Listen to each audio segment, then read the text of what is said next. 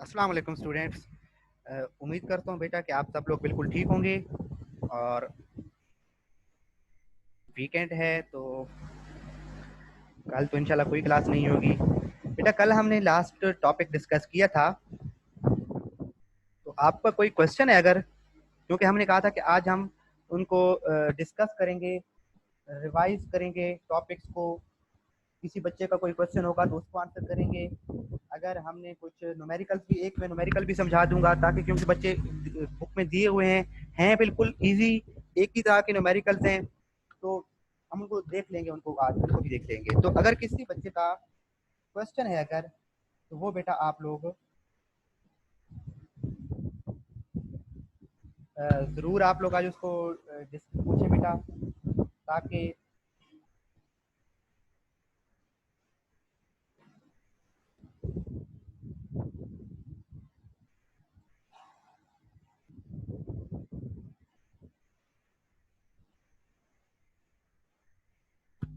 जी बेटा मेरी आवाज़ आ रही है आप लोगों तक तो बता देंगे, अगर कोई साउंड का इशू है तो उसको हम स्टार्ट में रिजॉल्व करें, ताकि और फिर हम अपना जो चैप्टर हमने कल जो टॉपिक डिस्कस किया था, predicting of extent of reaction, या इस चैप्टर के स्टार्ट से लेकर आखिर तक किसी बच्चे का कोई भी क्वेश्चन हो तो हम उसको आज डिस्कस कर लेंगे,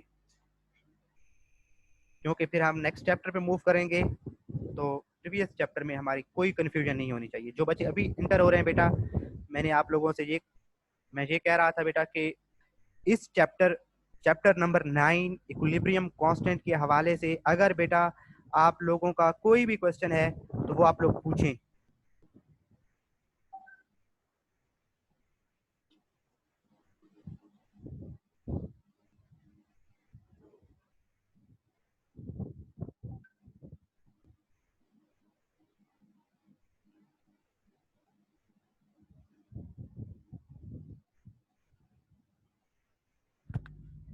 जी बेटा कोई क्वेश्चन नहीं है? जिनका कोई क्वेश्चन नहीं है ना बेटा, वो मुझे काइंडली इधर बता दें कि दे हैव नो क्वेश्चन। जिन बच्चों को कोई कंफ्यूजन नहीं है, ताकि फिर मैं उनसे क्वेश्चन करूं। कोई क्वेश्चन नहीं है इमरान, इब्राहिम इमरान बेटे का कोई क्वेश्चन नहीं है। ठीक है बेटा, मैं आप लोगों से फिर क्वेश्चन इस तरह से खुद ही क्वेश्चन बना के पूछता हूँ। जी बेटा नो क्वेश्चन। अच्छा रेज बेटा आपसे भी मैं क्वेश्चन पूछता हूँ। एक बच्चे ने कहा है अगेन एक दफा समझा दें, तो बेटा एक दफा अगेन क्या समझा दिया जाए, वही तो मैं पूछ रहा हूँ कि कहाँ पे कंफ्यूजन हो रही है, ताकि हम उनको वन बाय वन डिस्कस करें।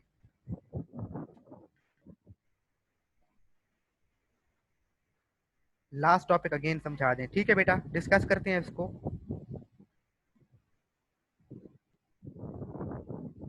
चलें लास्ट टॉपिक को बेटा मैं थोड़ा सा एक्सप्लेन किए देता हूँ, और उसके बाद हम प्रीवियसली जितने भी जो एक न्यूमेरिकल करेंगे उसके बाद, और उसके बाद अगर कुछ बच्चों का क्वेश्चन होगा तो उनको भी हम वन बाय वन एक्सप्लेन करेंगे। ठीक है बेटा, तो अभी हम चलते हैं लास्ट टॉपिक पर। ये आपके सामने स्क्रीन पे बेटा शो हो रहा है।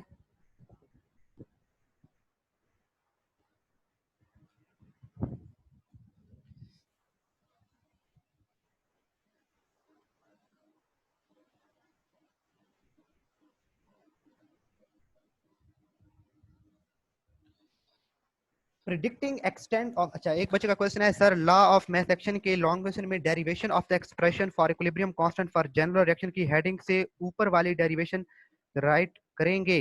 बेटा मैं एक मिनट बुक पे देख लूं कि आपका वहां से आपका क्या क्वेश्चन है, तो फिर मैं आपको बताता हूँ कि उसमें क्या क्या लिखना है। बेटा जो लॉ ऑफ मैथ सेक्शन की जो डेरिवेशन वाला क्वेश्चन है ना बेटा, ये काफी लेंथी, क्योंकि ये पहले अलग अलग आता था, लेकिन इस साल मॉर्निंग के पेपर में 2020 में मॉर्निंग के पेपर में ये एक ही क्वेश्चन आया है, लॉ ऑफ। जी बेटा ये ऊपर वाली डेरिवेशन भी करनी है, एक बार डेरिवेशन करनी है, लॉ ऑफ मैथ सेक्शन को डिफाइन करके ये सारी डेरिवेशन करनी है, जिसमें एक्सपोनेंट्स नहीं है, जिसमें नंबर ऑफ मोल्स नहीं है, सिंपल ए बी रिएक्टेंट्स हैं and C D simple products हैं। लेकिन फिर जब नेक्स्ट हेडिंग देंगे derivation of equilibrium expression for equilibrium constant for a general reaction, तो उसमें फिर आप बेटा उसमें आप ये नेक्स्ट वाली डेरिवेशन भी लिखेंगे, तो हमने ये सारा करना है। ठीक है बेटा,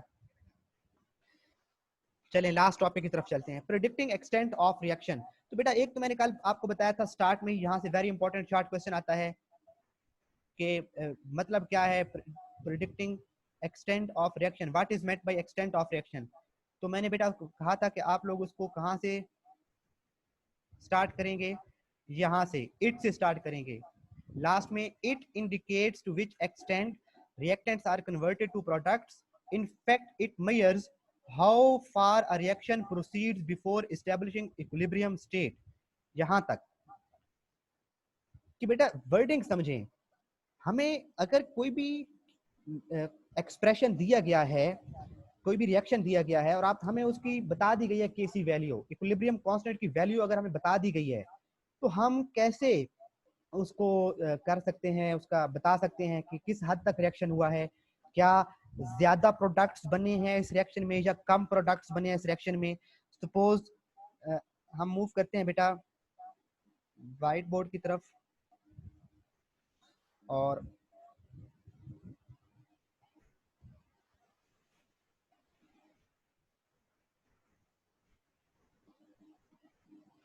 यहाँ पे देखें बेटा, मैं आपको कहता हूँ कोई सपोज रिएक्शन था, हमें नहीं पता कौन सा रिएक्शन है, हमें कहा जाता है एक एक्सप्रेशन है, एक रिएक्शन है जिसमें केसी की वैल्यू आ रही है 3.1 मल्टीप्लाई 10 पावर 20। सपोज ये रिएक्शन कौन सा है, मैं हम अपनी तरफ से फर्ज कर लेते हैं ये रिएक्शन है A प्लस बी और उनके रिएक्शन से बन रहा है C प्लस डी। अब बेटा मुझे ये बताएं इस रिएक्शन का हमें क्या पता चल रहा है कि रिएक्टेंट्स ज्यादा हैं या प्रोडक्ट्स ज्यादा हैं, रिएक्टेंट्स ज्यादा हैं या प्रोडक्ट्स ज्यादा हैं। अच्छा बेटे एक और बात जहाँ पे माइंड में रखेंगे कि आप लोग ना अपने अगर मोबाइल यूज कर रहे हैं तो अपने मोबाइल को इस तरह से उसकी ऑटो रोटेशन ऑन करके ना बेटा मोबाइल को उसको वर्टिकली को होल्ड करने की बजाय उसको हॉरिजॉन्टली होल्ड करें, हॉरिजॉन्टली होल्ड करें ताकि वो स्क्रीन बड़ी हो जाए, ताकि आपको ये सही से लार्ज हो के फॉन्ट्स वगैरह का इशू ना हो, बहुत छोटा नजर ना आए। देखें अब बेटा हम सबसे पहले क्या करेंगे, इसका इक्विलिब्रियम कांस्टेंट एक्सप्रेशन लिखेंगे। तो इसका केसी क्या होगा, सी डी ओवर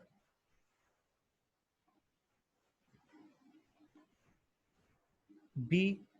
ठीक है बेटा, अब ये क्या इंडिकेट कर रहा है, ये वैल्यू वेरी लार्ज आई है, इट मींस न्यूमरेटर लार्ज है, प्रोडक्ट्स लार्ज होंगी ना बेटे, प्रोडक्ट ज्यादा होंगी ना बेटा, तभी ये केसी की वैल्यू जो इक्विलिब्रियम कांस्टेंट है केसी की वैल्यू लार्ज आएगी। तो हमें केसी की वैल्यू क्या बता रही है, जहां हमें जहां केसी अगर ये केसी की वैल्यू लार्ज है ना बेटा 3.1 multiply 10 power 20, so it means it is indicating that when equilibrium is established the concentration of products is more. तो हमें यहां से एक्सटेंट ऑफ रिएक्शन मालूम हुई कि रिएक्शन काफी हद तक फॉरवर्ड प्रोसीड किया है, और जब इक्विलिब्रियम अचीव हुआ तो रिएक्टेंट थोड़े थे और प्रोडक्ट्स बहुत ज्यादा थे। ठीक है बेटा, तो ये फर्स्ट केस था। अब अगर हम सेकंड केस की तरफ मूव करते हैं बेटा, हम कहते हैं सपोज एक कोई रिएक्शन है। सर क्वेश्चन जी बेटा कौन पूछ रहा है, इब्राहिम बेटा कौन सा क्वेश्चन है आप बता दें, मैं तब तक ये रिएक्शन लिखते हैं। सपोज अब हमारे पास कोई और रिएक्शन है A प्लस बी और उसमें मिलके वो बना रहे हैं C प्लस डी, और हमें कहा गया है इस रिएक्शन का केसी है बेटा 1.0 मल्टीप्लाई 10 पावर -6। अब सर हम ये नहीं कह सकते कि डिनोमिनेटर कम है, कह सकते हैं डिनोमिनेटर, हमने इस रिएक्शन में जब डिनोमिनेटर कम होगा डेफिनेटली हम कह सकते हैं। तो डिनोमिनेटर कम होने का क्या मतलब है बेटा, डिनोमिनेटर कम होने का मतलब यही होगा कि रिएक्टेंट्स थोड़े हैं, और रिएक्टेंट्स थोड़े हैं इट मींस प्रोडक्ट्स ज्यादा हैं। अब इस रिएक्शन में देखें बेटा, हम लिखते हैं इस रिएक्शन का केसी अगर एक्सप्रेशन लिखें तो क्या आएगा बेटे, ए sorry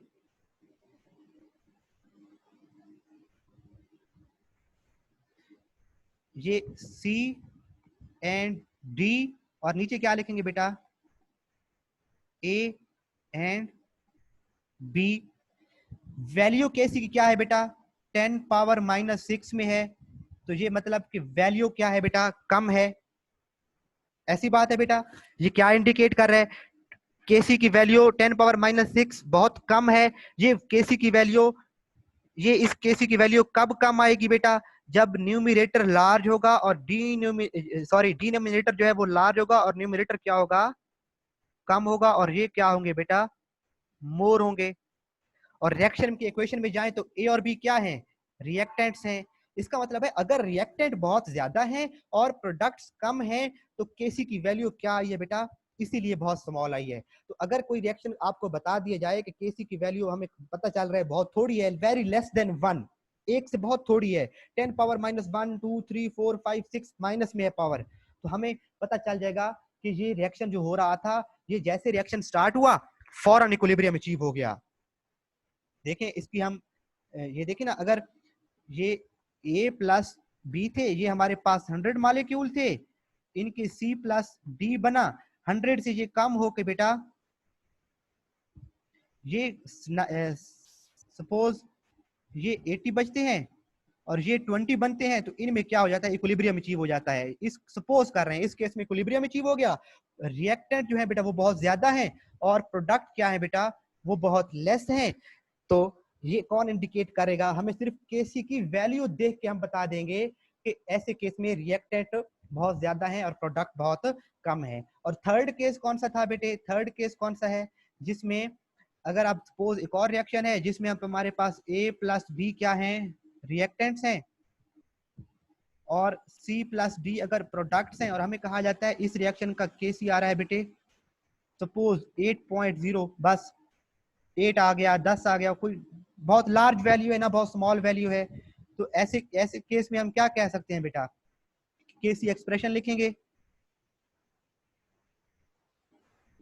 KC is equal to C D और ए यहां पर और बी यहां पर। तो अब बेटा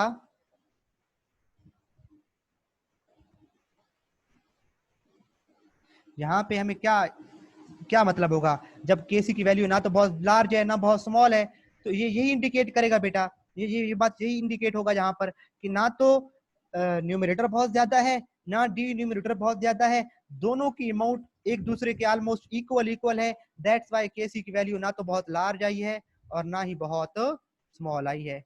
ठीक है बेटा, तो यहाँ तक ये हमारा कल का टॉपिक था। इसको अगर आपने रीड करना है तो मैं बुक पे यही बातें शेयर भी कर देता हूँ, वहां से बुक से इसको रीड कर लेते हैं बेटा। ये large numerical value of KC क्या इंडिकेट करता है,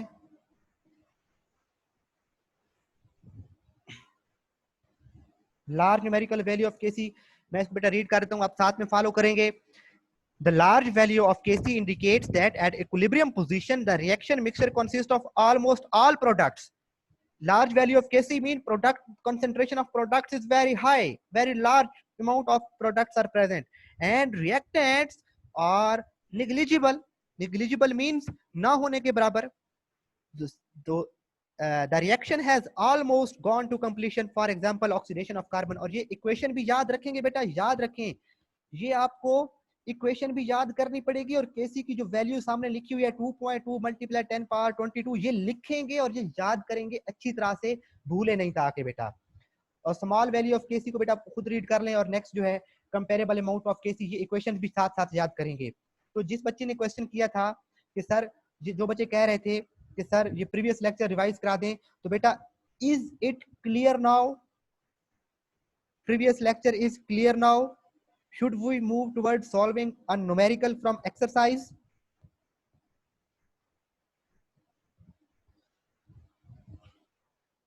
जी बेटा, चलिए मूव करते हैं हम न्यूमेरिकल की तरफ। और बेटे आप खोलें पेज, बुक का पेज नंबर खोलें, एक्सरसाइज पे जाएं बेटा, एक्सरसाइज पे जाएं, पेज नंबर 18, पेज नंबर 18 बेटा, पेज नंबर 18 पे चलें बेटा, सब बच्चे मूव करें टुवर्ड्स पेज नंबर 18। और वहां पर पहला न्यूमेरिकल मैं उसकी स्टेटमेंट बेटा रीड कर देता हूं। कहता है बेटा, ये मैंने उसको लिखा हुआ भी है, स्क्रीन पे शो भी हो रहा होगा, पहले हम उसको रीड कर लेते हैं कि कह क्या रहा है, साथ साथ बेटा रीड फॉलो करेंगे बेटा। पेज नंबर आपके सामने 18 है, बुक का पेज नंबर 18 है बेटा। तो the decomposition of di nitrogen oxide N2O die nitrogen, die nitrogen means 2 nitrogen, और ऑक्साइड है साथ में, इनटू ये डी, इसकी डिकम्पोजिशन होगी तो ये क्या बनेगा, nitrogen gas and oxygen, a reversible reaction takes place. तो यहाँ पर एक रिवर्सिबल रिएक्शन होगा, और वो इक्वेशन आप लोगों को दी गई है। नेक्स्ट पेज पे जाएं बेटा, स्टेटमेंट में का क्या पार्ट है, the concentration of di nitrogen oxide, nitrogen and oxygen are 1.1 mole per decimetre cube. तो आपके सामने स्क्रीन पे शो हो रहा है बेटे, जो N2O की कितनी कंसंट्रेशन है, 1.1 मोल पर डेसीमीटर क्यूब। जो कि अब नेक्स्ट है बेटा, नाइट्रोजन दूसरे नंबर पे है, तो नाइट्रोजन की कितनी कंसंट्रेशन है, 3.9, सॉरी मैंने इसको 3.3 लिखा हुआ है, ये क्या है सर, ये वैल्यूज दी गई हैं ना जी बेटा, ये वैल्यूज स्टेटमेंट के अंदर दी गई हैं, ये वैल्यूज स्टेटमेंट के अंदर दी गई हैं बेटा। इसको मैं 3.9 था, सॉरी मैंने इसको 3.3 लिखा हुआ है, तो ये क्या है 3.9। उसके बाद नेक्स्ट है बेटा, ऑक्सीजन की कितनी कंसंट्रेशन है, ये आप बुक पे देख रहे हैं, पेज नंबर आपके सामने 19 है, और ऑक्सीजन की कंसंट्रेशन 3.9, ऑक्सीजन की कंसंट्रेशन 1.95 और यूनिट साथ में जरूर लिखेंगे बेटा, जब ये लिख रहे होंगे ना, ये यूनिट मैंने साथ में लिखे हैं, ये यूनिट इसलिए लिखेंगे क्योंकि जब हम इसका, हमने फाइंड क्या करना है, find out KC for this reaction. अब इस रिएक्शन का हमने इक्विलिब्रियम कांस्टेंट फाइंड करना है, तो हमने साथ में इक्विलिब्रियम कांस्टेंट के आखिर में यूनिट भी लिखने पड़ेंगे। तो सबसे पहले इसको कैसे सॉल्व करेंगे बेटा, हम इस तरह से लिख देंगे जी, ये ऊपर इक्वेशन लिख दी, साथ में लिख दीजिए कंसंट्रेशन ऑफ N2O वो इतनी है, कंसंट्रेशन ऑफ नाइट्रोजन वो 3.9 है, कंसंट्रेशन ऑफ, सर केमिस्ट्री का बोर्ड का पेपर में न्यूमेरिकल आता है, नहीं आता बेटा, इस चैप्टर में से न्यूमेरिकल नहीं आता। बच्चा पूछ रहा है कि सर न्यूमेरिकल पेपर में आता है, नहीं आता, लेकिन क्योंकि हमारी बुक में है तो हमें सॉल्व तो करना आना चाहिए ना। कोई कहीं पे उसने ये तो नहीं कहा हुआ ना कि कहीं पे कोई इल्हाम तो नहीं, वही तो नहीं नाजिल हो गई कि ये सवाल में पेपर में नहीं आ सकते। अगर वो पूछ ले तो फिर एग्जामिनर लिख रहा है सवाल, तो हो सकते दे दे, तो हमने इनको सॉल्व तो करना चाहिए बेटा, क्योंकि अब और वैसे भी मुश्किल इसमें कुछ भी नहीं है। पेज नंबर बेटा मैंने बताया था 19, 18 के आखिर से ये पेज, बच्चा पेज पूछ रहा है बेटा, न्यूमेरिकल है पेज नंबर 18, 19 पर, और ये कंसंट्रेशन दी गई हैं, ये कंसंट्रेशन N2O2 इन सब की कंसंट्रेशन दी गई हैं। अब बेटा हमने नेक्स्ट मूव क्या करना है, सबसे पहले हम इस रिएक्शन का केसी एक्सप्रेशन लिख देंगे। सबसे केसी एक्सप्रेशन क्या होगा, N2 बेटा स्टार्ट में N2 और उसकी पावर 2, साथ में ऑक्सीजन, और नीचे क्या है बेटा, डाई नाइट्रोजन ऑक्साइड और उसकी पावर 2, क्योंकि नंबर ऑफ मोल उसके 2 थे। अब हमने सिंपली इनकी वैल्यूज पुट करनी है, साथ में मोल की जो यूनिट है बेटा वो भी लिखने हैं बेटा। यहाँ पर ये 2 आएगा, ये हमने कंसंट्रेशन पुट कर दी यहाँ पर बेटा, ये यहाँ पे आपको ये बॉक्स शो हो रहा है, यहाँ पे हमने बेटा कंसंट्रेशन, ये नाइट्रोजन की कंसंट्रेशन 3.3 ऐड की, साथ में मोल पर डेसीमीटर क्यूब, ऑक्सीजन की कंसंट्रेशन 1.9, ये सॉरी 3.9 था, मैंने इसको उधर 3.9, और यहाँ पर N2O की कंसंट्रेशन कितनी बेटा 1.1 थी, तो उधर पुट किया, और इसको जब हम कैलकुलेटर पे ये सॉल्व करेंगे, कैलकुलेटर पे ये सॉल्व करेंगे, यूनिट देखें बेटा, ये मोल पर डेसीमीटर क्यूब स्क्वायर और ये मोल per decimetre cube square, unit का ये आपस में कट होगा। जो भी आंसर यहाँ पे सॉल्व होगा बेटा, ये आप लोग खुद सॉल्व कर लेंगे, 3.9 का स्क्वायर मल्टीप्लाई बाय 1.9, और इसी तरह से उसको डिवाइड करेंगे 1.1 से, कैलकुलेटर पे सॉल्व कर लेंगे, और आंसर के साथ यूनिट क्या आएगा बेटे, आंसर के साथ यूनिट आएगा मोल पर डेसीमीटर क्यूब। ठीक है बेटा, इसी तरह से बाकी न्यूमेरिकल्स को आप लोग खुद एक बार डिस्कस कर लेंगे। इज इट क्लियर बेटा, यहां तक क्लियर है बेटा? जिनको क्लियर है बता दें, क्लियर, यस, डन, ओके, इस तरह से बेटा टाइप करके बता दें। मैं थोड़ा सा पॉज दे देता हूं बेटा, आप लोग इसको मुझे फीडबैक दें। चौधरी बिलाल, अच्छा एक बच्चे का कहा है, एक बच्चे ने कहा है, कौन था, नो आया एक बच्चे का,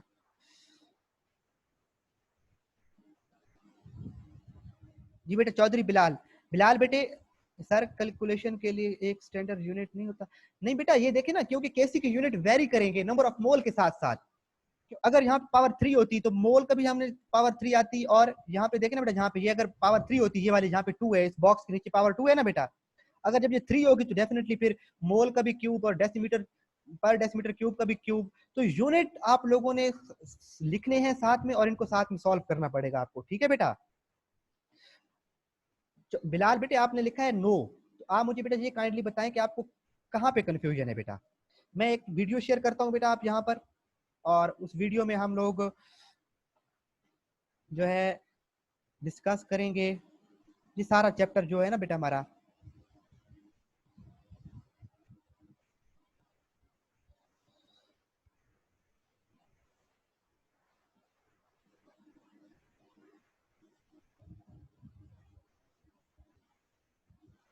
In this lesson, you will learn about dynamic equilibrium, the conditions required for dynamic equilibrium to be reached, and examples of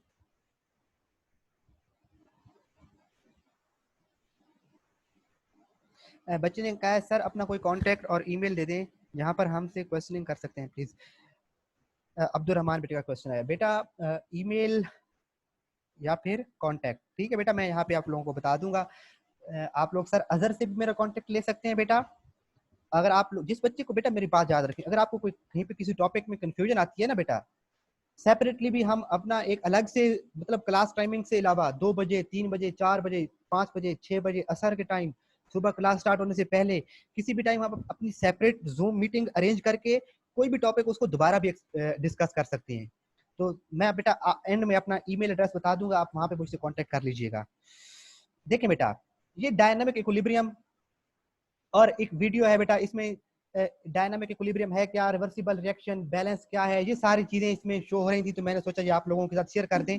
तो इसको ये इसकी साउंड क्या आ रही है, वो इंग्लिश में बोल क्या रहा है, अगर उसको समझ नहीं भी आ रही तो कोई बात नहीं, मैं अपने उसको उर्दू में उसको ट्रांसलेट करता जाऊंगा, समझाता जाऊंगा साथ साथ में। आपने जस्ट वो फॉलो करना है, उसकी जो पिक्चर पे जो उसकी मूवमेंट है, कौन सी चीज कहाँ पे शो हो रही है, उस चीज को फॉलो करना है। जी बेटा, I am starting this video now.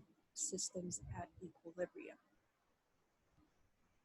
Imagine अब बेटा ये अब क्या हो रहा है कि एक बंदा जो है वो एक गड्ढा खोद रहा है, तो समझ लें कि ये रिएक्शन फॉरवर्ड रिएक्शन है, ठीक है, एक डायरेक्शन में मूव कर रहा है। you are digging a hole. तो आहिस्ता आहिस्ता वो गड्ढा नीचे की तरफ गहरा होता जा रहा है। You got it? Imagine as you are digging that hole, your अब वहां से दूसरी साइड से हमारा एक और दोस्त आ जाता है, और वो क्या करता है, हम जितनी मिट्टी बाहर फेंक रहे हैं उस गड्ढे में से, वो उतनी मिट्टी उस गड्ढे के अंदर वापस फेंकी जा रहा है। तो अब क्या फर्क पड़ेगा, गड्ढा ना गहरा होगा ना ही मजीद भरेगा, बल्कि कोई फर्क नहीं पड़ रहा होगा, जितनी मिट्टी बाहर जा रही है उतनी मिट्टी दोबारा अंदर वापस आ रही है। तो रिवर्सिबल रिएक्शन में भी ऐसे ही होता है, जितने रिएक्टेंट्स कन्वर्ट हो रहे होते हैं प्रोडक्ट्स में, उतने ही प्रोडक्ट्स दोबारा सर फिर वो दोस्त तो नहीं हुआ फिर। ये क्या बेटा आपका क्या क्वेश्चन है महरीन बेटे, आपने क्या पूछा है?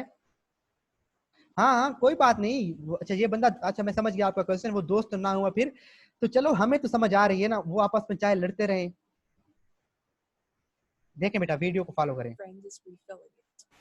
If you are digging the hole faster than your friend, the hole gets अब अगर बेटा कहते हैं कि अगर हम if we are digging the hole at faster speed than our friend, अगर हम ज्यादा स्पीड के साथ होल को गहरा कर रहे हैं, मिट्टी ज्यादा स्पीड से बाहर फेंक रहे हैं, तो होल जो है वो ज्यादा गहरा होता जाएगा। इट मींस अगर फॉरवर्ड रिएक्शन फास्ट होगा तो रिएक्टेंट की कंसंट्रेशन कम होती जाएगी, प्रोडक्ट बढ़ती जाएंगी।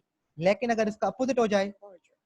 If your friend is filling the hole faster than you, the hole gets smaller. अब अगर रिवर्स रिएक्शन फास्ट हो जाए, रिवर्स रिएक्शन फास्ट हो जाए, तो फिर वो क्या हो जाएगा, फिर होल भरना शुरू हो जाएगा। इट मींस प्रोडक्ट्स का अगर आपस में कॉम्बिनेशन स्पीड से होने लग जाए तो प्रोडक्ट कम होने लग जाएंगी और रिएक्टेंट ज्यादा बढ़ने लग जाएंगी। But if the two of you are working at the same speed, there would be no change to the size of the hole. The same concept can be applied to a reversible reaction. If the rate of the forward reaction react अब बेटा देखें, forward reaction हो रहा है जिसमें एक triangle और एक सर्कल आपस में कंबाइन हो रहे हैं, these two products, और ये उनकी क्या है, प्रोडक्ट है। सही बेटा, बेटा वीडियो की आवाज नहीं आ रही उसको छोड़ दें, मैंने उसको शायद उसका जो भी इंटरनल उसकी वजह से आ रही है, मैं आपको सिर्फ अपने जो समझा रहा हूँ उसको फॉलो करें। यहाँ पे पिक्चर जो शो हो रही है उसको फॉलो करें। ये देखिए बेटा, if the rate of the forward ये ट्रायंगल एंड सर्कल ये हमारे रिएक्टेंट हैं, reaction, reactants to ये आपस में रिएक्ट करते हैं products और ये प्रोडक्ट बन चुकी है बेटा। is the same as the reverse reaction. अब रिवर्स रिएक्शन में क्या होगा, यही जो प्रोडक्ट है ये इनकी ब्रेक डाउन होगी Products to react. और प्रोडक्ट से दोबारा रिएक्टेंट्स अलग हो जाएंगे। ठीक है बेटा। Hence, the reaction is said to be at equilibrium. अब इक्विलिब्रियम कैसे होगा? सर जी मुझे एक काम है, तो मुझे आपके काम की समझ आ गई है क्या नहीं? जी बेटा, अगर आपको कोई क्वेश्चन नहीं है, क्योंकि हम तो जस्ट टॉपिक हमारा चैप्टर कंप्लीट हो चुका है। अब्दुल रहमान बेटा, you can leave. This is called a dynamic equilibrium because both ये अब इक्विलिब्रियम पे क्या होता है बेटा, जैसे ही दो रिएक्टेंट मिलके प्रोडक्ट बनाते हैं, बिल्कुल सेम टाइम पे टू प्रोडक्ट्स टूट के रिएक्टेंट बना देते हैं। processes are occurring ji. simultaneously, even though there is no देखें बेटा, ये क्या है, इक्विलिब्रियम है, यहाँ पर फॉरवर्ड एंड रिवर्स रिएक्शन दोनों की speed processes are occurring equal है। simultaneously, even though there तो यहाँ पर क्या रिएक्टेंट और प्रोडक्ट की कंसंट्रेशन में कुछ फर्क पड़ेगा जब इक्विलिब्रियम अचीव हो गया? नहीं पड़ेगा। is no overall observable change. For a chemical system, such as a reaction or a phase change, to be at equilibrium, it must meet two important criteria. जी बेटा,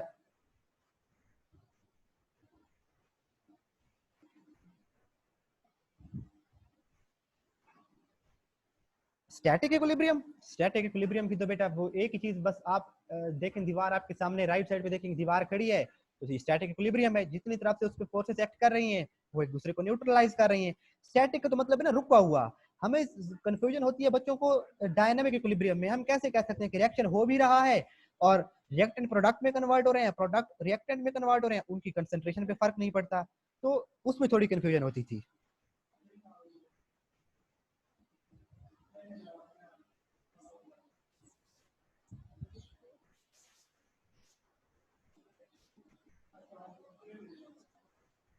ये बेटा क्लोज सिस्टम कौन सा होता है जिसमें मैटर एक्सचेंज ना हो, अलबत्ता एनर्जी उसमें से लीव कर सकती है बेटा?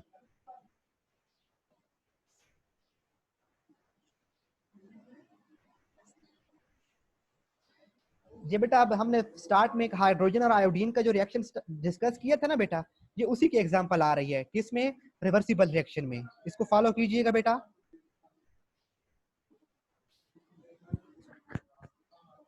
जी अब ये देखें, ये रिएक्टेंट हाइड्रोजन और आयोडीन जब आपस में मिलेंगे तो उनके रिएक्शन से क्या बनेगा? हाइड्रोजन आयोडाइड बनेगा। अब स्टार्ट ऑफ रिएक्शन में क्या होगा बेटे? रिएक्टेंट ज्यादा होंगे, प्रोडक्ट कम होगी। रिएक्टेंट कौन से हैं? हाइड्रोजन और आयोडीन। तो हाइड्रोजन और आयोडीन ज्यादा होंगे, जबकि हाइड्रोजन आयोडाइड जो प्रोडक्ट है वो कम होगी।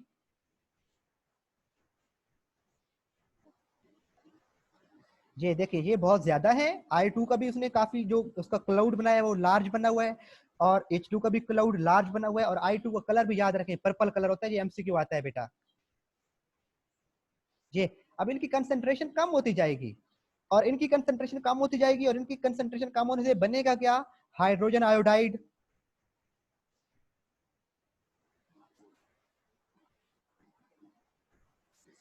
अब with the passage of time hydrogen iodide की कंसंट्रेशन बढ़ती जाएगी और I2 एंड H2 की कंसंट्रेशन कम होती जाएगी।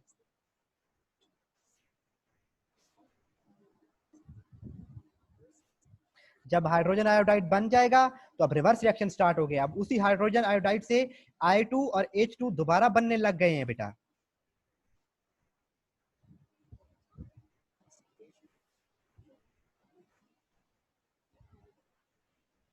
हाँ, जब इक्विलिब्रियम अचीव हो जाएगा तो hydrogen iodine and hydrogen iodide की जो कंसंट्रेशंस हैं वो क्या हो जाएंगी? सर HI का कलर क्या होगा बेटा? HI का कलर होगा, वैसे hydrogen iodide itself is colourless. एक बच्ची का क्वेश्चन आया है बेटा, एक बेटे ने क्वेश्चन पूछा है कि सर हाइड्रोजन आयोडाइड का कलर क्या होगा? तो बेटा hydrogen iodide colourless, H2 colourless, I2 purple. Sir जब 2 हाइड्रोजन आयोडाइड बना है तो क्लाउड स्मॉल क्यों हुआ है? तो बेटा इसलिए ना, स्टार्ट में उसकी कंसंट्रेशन कम है हाइड्रोजन आयोडाइड स्टार्ट में कंसंट्रेशन कम है, आहिस्ता आहिस्ता उसकी कंसंट्रेशन बढ़ती जाएगी, तो हाइड्रोजन आयोडाइड का जो क्लाउड है वो आहिस्ता आहिस्ता यहाँ पे वो इंक्रीज हुआ है। और अभी जो आपके सामने स्क्रीन शो हो रही है, इसमें तीनों की कंसंट्रेशन अब इक्वल है, मजीद अब इसमें अब मजीद चेंजेस नहीं आ रही।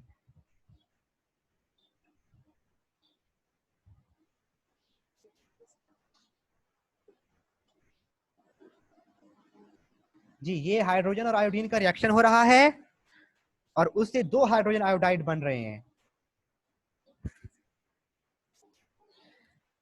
और ये रिवर्स रिएक्शन है बेटा, जिसमें हाइड्रोजन आयोडाइड ब्रेक डाउन हो रहा है और उससे हाइड्रोजन और आयोडीन बन रहे हैं बेटा।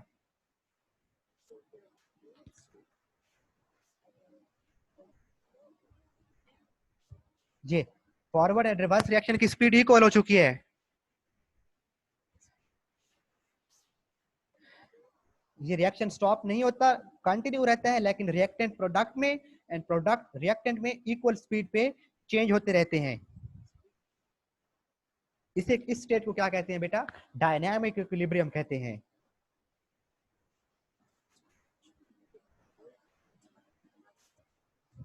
जी, हमने एक मैक्रोस्कोपिक कैरेक्टरिस्टिक पढ़ा था बेटा कि सिस्टम मस्ट बी क्लोज। अगर सिस्टम ओपन है, ये ऊपर ढक्कन ओपन हो गया इसका, तो क्या होगा बताएं बेटा? अगर ये ढक्कन ओपन हो गया तो टाइप करके बताएं क्या होगा बेटे। हमारे पास बस लास्ट 5 मिनट्स हैं, तो हमने इसको क्लास को कंक्लूड भी करना है, वाइंड अप भी करना है, तो बेटा बताएं शाबाश। जब ये ढक्कन ओपन हो गया, सिस्टम ओपन हो गया, तो क्या होगा? Hydrogen escape, exactly, very good बेटा, सब कुछ बाहर निकल जाएगा, ठीक है। All gases would escape, exactly, excellent बेटा, रिएक्शन कंप्लीट हो जाएगा। अब बेटा ऐसे केस में क्या होगा? अब हाइड्रोजन इसमें से एस्केप हो जाएगी, तो अब आयोडीन तो किसी के साथ मिल नहीं सकेगा, तो हाइड्रोजन आयोडाइड बनना स्टॉप हो जाएगा, रिएक्शन जो है वो बेटा डिस्टर्ब हो जाएगा। That's why system must be close for system must be close if dynamic equilibrium is to be established. अगर डायनामिक इक्विलिब्रियम एस्टैब्लिश करना है तो सिस्टम को क्लोज होना चाहिए।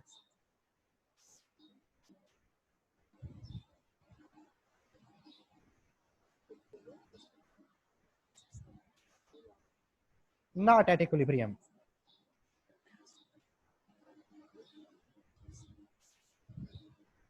अब बेटा हाइड्रोजन आयोडाइड जो है ना बेटा, ये भी जल्दी वेपराइज हो जाता है, तो ये सॉलिड फॉर्म में नीचे पड़ा भी होगा तो ये भी वेपराइज होकर निकलने लग जाएगा यहाँ से, ठीक है बेटा। तो यहाँ तक बेटे इसको हम करते हैं इस वीडियो को स्टॉप और दोबारा जाते हैं अपनी बुक पर। किसी बच्चे का कोई क्वेश्चन है तो बेटा आप लोग पूछें, शाबाश बेटा। कोई क्वेश्चन है अगर तो आप लोग पूछ लें बेटा, अगर नहीं है तो फिर आप बताएं। चैप्टर इज क्लियर, हमारा पूरा चैप्टर क्लियर हो चुका है और फिर इंशाल्लाह ताला हम मंडे को नेक्स्ट चैप्टर स्टार्ट करेंगे। अब आप लोगों की बेटा रिस्पॉन्सिबिलिटी क्या है, देखिए बेटा। नो क्वेश्चन सर, बहुत अच्छे, समझ आ चुकी है, chapter is clear, that's really good. अब इस चैप्टर में से लॉन्ग क्वेश्चन कौन कौन से आते हैं बेटा मैं वो बता देता हूँ। अच्छा बेटा, आप लोग अपने आसानी के लिए एक और काम किया करें, जब आप जूम की क्लास ओपन करते हैं ना तो नीचे एक ऑप्शन होता है रिकॉर्ड का। ये लेक्चर हम भी रिकॉर्ड करते हैं, इनको यूट्यूब पे भी अपलोड करते हैं। आप बाद में अगर कोई लेक्चर रह जाता है तो यूट्यूब से भी देख सकते हैं, लेकिन आप खुद भी ये लेक्चर सुन रहे हैं ना बेटा, साथ में इसको रिकॉर्ड पे लगा दिया करें, तो ये 60-70 MB की फाइल बनती है, आपका हर लेक्चर अलग अलग रिकॉर्ड हो जाएगा, वो आप बाद में उसको समझ भी सकते हैं। अब देखिए बेटा, पहला क्वेश्चन आता है जहां से एक्सरसाइज का पहला लॉन्ग क्वेश्चन है बेटा। एक्सरसाइज का पहला लॉन्ग क्वेश्चन, मैं एक्सरसाइज पे मूव करता हूं।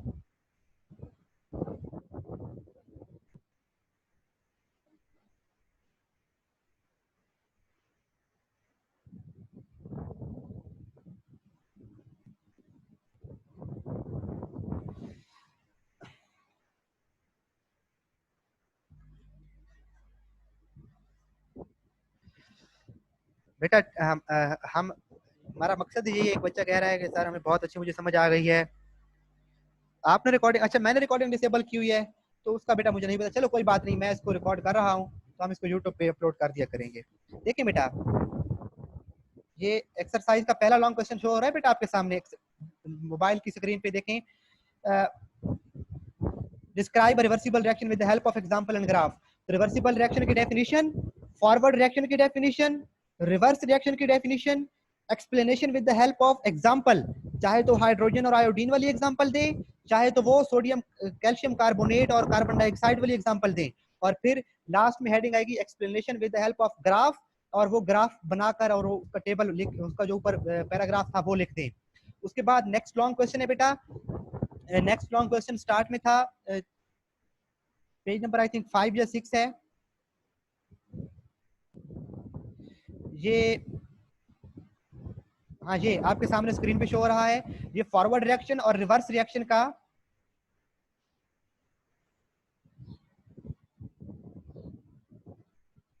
इब्राहिम बेटा मैं आपको समझा दूंगा कल, इंशाल्लाह वो समझा दूंगा आपको। देखिए बेटा, ये फॉरवर्ड रिएक्शन और रिवर्स रिएक्शन का ये लॉन्ग क्वेश्चन आता है इस चैप्टर में से। उसके बाद थर्ड लॉन्ग क्वेश्चन आता है बेटा macroscopic characteristic of dynamic equilibrium, ये आपके सामने क्वेश्चन शो हो रहा है। उसके बाद law of mass action, long question है बेटा, ये आपके सामने स्क्रीन पे शो हो रहा है।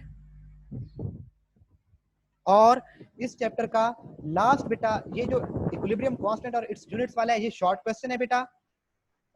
और लास्ट में ये इंपॉर्टेंस ऑफ इक्विलिब्रियम कांस्टेंट, इसके दोनों पार्ट। एक बच्चे ने क्वेश्चन कहा है सर बुक के एंड पर जो क्वेश्चन होते हैं वो लॉन्ग, वो ही लॉन्ग आते हैं या चैप्टर में से वो खुद से भी वो लॉन्ग बना सकते हैं? जी बेटा, वो खुद से बना सकते हैं। They are not to bound to choose long question from exercise only, वो कहीं से भी लॉन्ग क्वेश्चन दे सकते हैं बेटा। मोस्ट इंपॉर्टेंट है ये बेटा, ये जो अभी लॉन्ग बता रहा हूँ इस चैप्टर के लॉन्ग हैं ये, और ये सारे रिपीट हुए हैं। पहला जो बताया वो भी पेपर में कई बार आया है, difference between forward and reverse reaction, वो भी पेपर में बहुत रिपीट हुआ है। क्योंकि हर साल 2 पेपर होते हैं, एक मॉर्निंग का पेपर, एक इवनिंग का पेपर, फिर सप्ली का पेपर भी होता है। तो इस तरह से हर साल में 3 पेपर होते हैं, एक तो डिफरेंट क्वेश्चन आते हैं बेटा हर साल पेपर में। तो इस चैप्टर के यही क्वेश्चन है। लॉ ऑफ मास एक्शन भी आया है, प्रेडिक्टिंग डायरेक्शन ऑफ रिएक्शन भी आया है, प्रेडिक्टिंग एक्सटेंट ऑफ रिएक्शन भी आया है। तो ये लॉन्ग क्वेश्चन हैं। तो अब बेटा टाइम इज ओवर। कोई बच्चे का क्वेश्चन है तो पूछे बेटा, तो फिर हम अदरवाइज क्लास को एंड करते हैं। नो क्वेश्चन तो लिख दें बेटा, no question and you can leave the class then.